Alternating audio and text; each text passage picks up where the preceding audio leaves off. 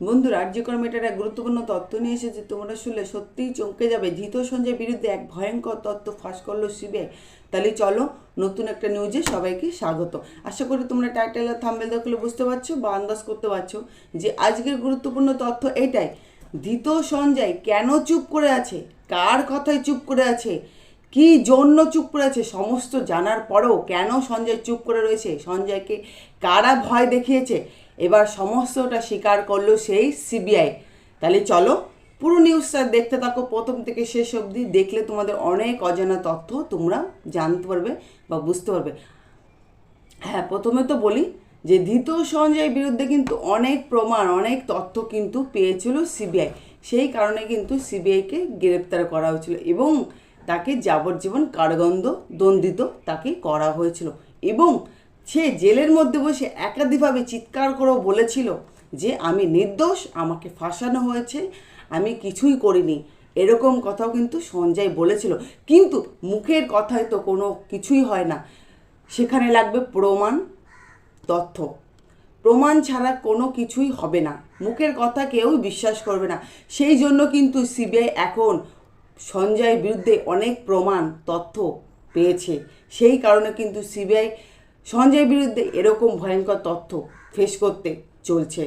হ্যাঁ, তিলোত্তমার বডির কাছ থেকে পাওয়া গেছিল ধৃত সঞ্জয়ের একাধিক জামা কাপড় এবং পরনের হেলমেট এবং তার হেডফোন, এবং কি তিলোত্তমার শরীরে যে ক্ষত বিক্ষতগুলো পাওয়া গেছিল সেটাও নাকি ধৃত সঞ্জয় ছিল। কারণ ধৃত সঞ্জয়ের নখের থেকে, তিলোত্তমার নখ থেকে পাওয়া গেছিল সেই চামড়ার স্যাম্পেল, যেটার থেকে ডিএনএ টেস্ট করে পাওয়া গেছিল তিলোত্তমার একাধিক প্রমাণ ধৃত সঞ্জয়ের বিরুদ্ধে। সেই কারণে কিন্তু ধৃত সঞ্জয়কে কিন্তু কঠোর থেকে কঠোর শাস্তি দেওয়া হয়েছিল এবং তাকে কিন্তু ফাঁসির নির্দেশও দেওয়া হয়েছিল। এবং কি সেদিন তিলোত্তমার সঙ্গে কারা নোংরায় কাজটা করেছিল, ঘটনাস্থলে কারা কারা ছিল, সঞ্জয়কে এই ঘটনাটা করতে বলে কারা পাশের থেকে হাতে তালে দিচ্ছিল এবং দাঁড়িয়ে মজা নিচ্ছিল, সেটাও কিন্তু সিবিআই এখন জেনে গেছে। সবাই বলেছিল যে সিবিআই ভালো করে তদন্ত করছে না, না এর মধ্যে হয়তো রহস্য ছিল, সেই কারণেই কিন্তু সিবিআই তদন্তটা করছিল কিন্তু আবার করছিল না। কিন্তু এখন তারা অনেক প্রমাণ, তথ্য কিন্তু পেয়ে গেছে আসল অপরাধীদের বিরুদ্ধে। আর আসল অপরাধীদের বিরুদ্ধে খবর দেবে এই সঞ্জয়, কারণ সঞ্জয়ই জানে সমস্ত সত্যটা। কারণ ওর চোখের সামনে এই নোংরা নরকিয়া কাজটা ঘটেছিল। সেই কারণে কিন্তু ধৃত সঞ্জয় চুপ করে রয়েছে। কারণ ধৃত সঞ্জয়কে কঠোর থেকে কঠোর কিন্তু শাসানো হয়েছিল এবং কি তার ফ্যামিলিকে হুমকি দেওয়া হয়েছিল যে তাকে তাদের মারা হবে।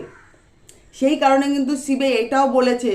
আর সঞ্জয়কে কারা চুপ থাকতে বলেছিল তোমরা নিশ্চয়ই জানো, যে এক আইপিএস এক অফিসার, তিনি কিন্তু সঞ্জয়কে শাসিয়েছিল যে তুমি যদি সমস্ত সত্যটা স্বীকার করো তাহলে তোমাকে কিন্তু আমরা মেরে ফেলতে বাধ্য হব এবং তোমার ফ্যামিলিকেও টর্চার করতে বাধ্য হবে।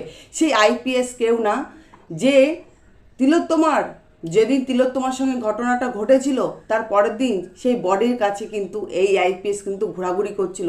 এই আইপিএসকে কিন্তু সবাই চেনে, কিন্তু আমি নাম বলবো না, কারণ নাম বলা নিষেধ আছে। এটা আমার কথা না, এটা সিবিআই বলছে। কারণ তিনারা বলছেন যে এদের নাম যদি আমরা বলে ফেলি তাহলে তো অপরাধীরা হয়ে যাবে, সাবধান হয়ে যাবে। সেই কারণে নাম এরা বলতে চাইছেন না। আর আসল অপরাধীদের নাম কিন্তু এবার সঞ্জয় কিন্তু মুখে প্রকাশ করেছে। আর এটাও বলেছে যে সেদিন পিজেন ভ্যানে কোন অফিসার ওকে মারতে চেয়েছিল, গলা টিপে। আমরা জানি পুলিশে মারতে চেয়েছিল না, এক অফিসার সঞ্জয়কে গলা টিপে মারতে চেয়েছিল, সেটাও কিন্তু সঞ্জয় বলে দিয়েছে। এবং এটাও বলেছে যে তিলোত্তমাকে কারা 8তলার ওটি রুম থেকে টেনে হিসে এই সেমিনার রুমে নিয়ে এসেছিল, সেটাও কিন্তু এবার স্বীকার করেছে ধৃত সঞ্জয়। যাই হোক, আজকের নিউজটা এই পর্যন্ত। নিউজটা যদি ভালো লেগে থাকে অবশ্যই চ্যানেলটিকে সাবস্ক্রাইব করে আমার নিউজে একটা লাইক করে সবাই পাশে থাকবেন। সবাই একসঙ্গে বলবেন উই ওয়ান্ট জাস্টিস, আমরা তিলোত্তমার বিচার চাই। এই তথ্যটা আমি সংগ্রহ করেছি, সেই তথ্যটাই তোমাদের সামনে তুলে ধরেছি। এই তথ্যটা আমি সত্যটা যাচাই করিনি।